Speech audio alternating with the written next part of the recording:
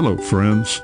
I'm your host, Dave Layton, and welcome to Signs of Our Time, discovering America's heritage, one sign at a time.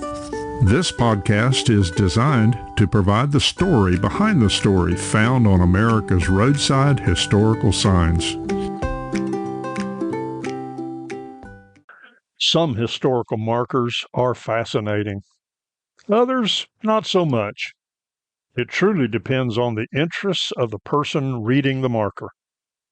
For a lot of us, information about roads is not high on the list of interesting topics. In fact, on the list of many things that we take for granted are paved roads and highways.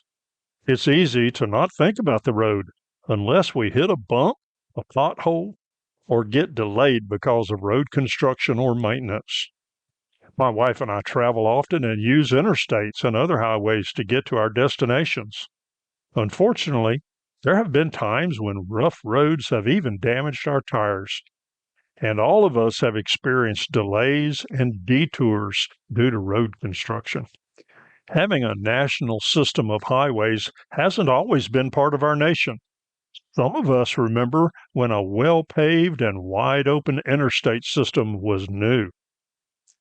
Well, in this podcast, I want to look at the story behind the story of the first mile of concrete paved road.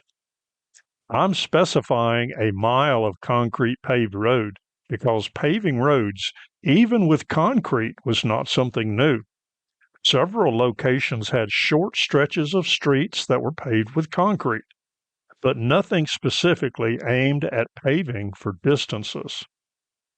Although there is a historical marker for New Jersey's first concrete highway that was built in 1912, the first public road in the United States paved with concrete was in Detroit, Michigan, paved in 1909. It was on Woodward Avenue between 6 Mile Road and 7 Mile Road. The significance of it is that it demonstrated the practicality and cost-effectiveness of concrete for road construction.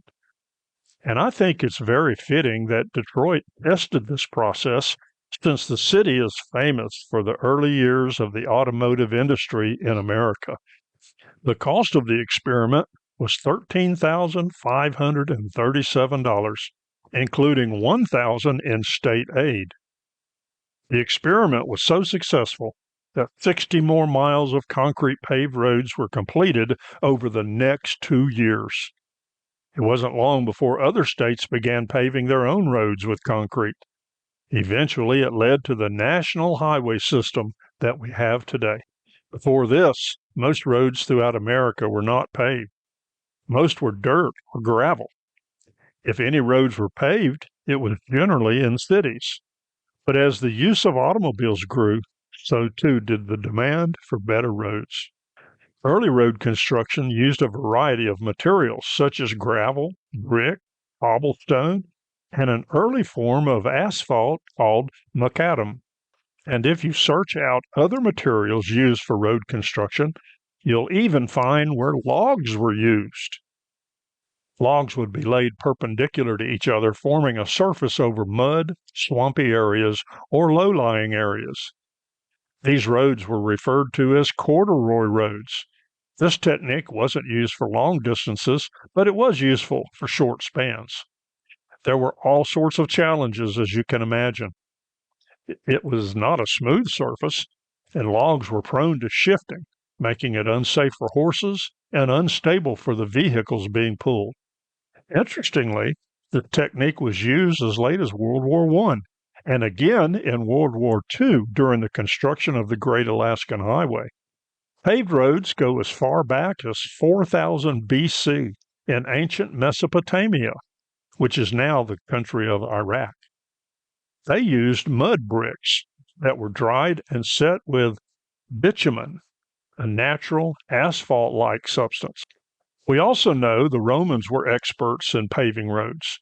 The Romans started with a foundation of compacted earth, followed by layers of crushed rock and gravel held together with lime mortar. The surface layer was paved with durable material like stone or volcanic lava. These roads allowed the Roman soldiers to quickly travel throughout the empire. They were also useful for travelers and tradesmen to expand commerce. It sounds a lot like our use of our modern interstate system today. There were some Roman roads that are still in existence today. When I was in the Air Force, I was stationed for a while in Turkey, and we traveled over a Roman bridge to get to a market area in the city. Today in America, it is estimated that there are 4.17 million miles of paved road. Of these, the National Highway System makes up about 47,432 miles. The rest are city and rural roads scattered all throughout America. The idea of an interstate system linking all of America is not a new idea. It was begun several times, but materials and manpower were set aside because of the needs of war. The system we have today in 1956 was officially declared complete in 1992. Our interstate system is also known as the Dwight D. Eisenhower National System of Interstate and Defense Highways. That's a mouthful. It's generally known as the Eisenhower Interstate System. It was seen as a way to increase commerce and travel across the United States. It also is a way to transport resources in the event of a national emergency or disaster. Although our highways are all part of the National Highway System, each state is responsible to provide for most of the construction and maintenance. The states receive federal assistance, but the ongoing responsibilities is theirs.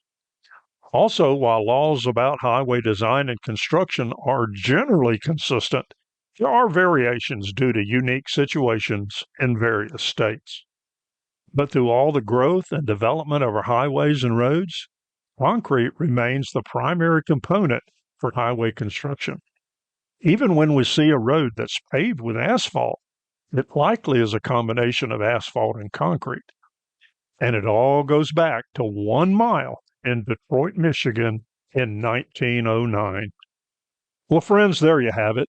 A story behind the story of America's historical signs and markers. I hope you enjoyed this episode.